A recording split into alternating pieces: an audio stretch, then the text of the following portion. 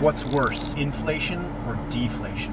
What do people need to know between inflation and deflation? So first of all, deflation is prices falling effectively. And we live in a very deflationary environment in some capacities because technology is very deflationary. I pay less, way less for any kind of media today than I paid 20 years ago, whether that's music, film, content, whatever. It's far more accessible to me as a consequence of being digitized than it used to be. And when we digitize something, the price comes down. So, deflation's always at play with inflation. Inflation has its benefits because if you're asset rich, the value of your assets relative to the currency that everybody else is transacting in inflates. And that can be to your advantage. And debt you borrow today relative to the value of that debt 5 years down the road, if the currency has been inflated and therefore devalued, the debt's actually worth less in the future. But the reason inflation is such a bad thing for the economy is because it inflates away the average person's purchasing power with their biweekly paycheck,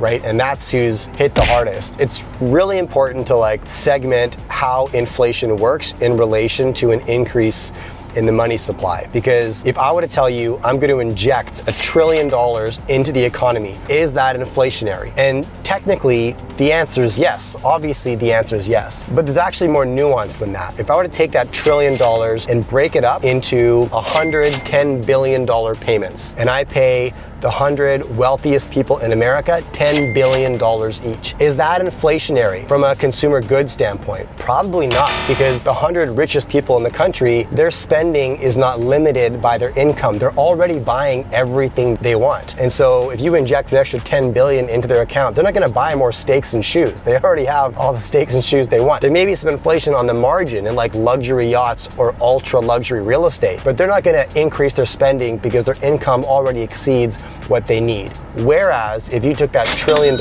and you broke that into $5,000 payments and distributed that to the poorest 200 million Americans, it's still $1 trillion, but it's gonna hit the economy very differently because those 200 million with an extra $5,000 in their bank account are gonna buy more steaks and shoes. And so immediately we would see increased demand for consumer goods across the board, and that would trigger a consumer with an extra $5,000 in their bank account. This is what we saw back in 2020 with the helicopter money. It was direct to account deposit to money creation, and immediately we saw inflation jump as a consequence.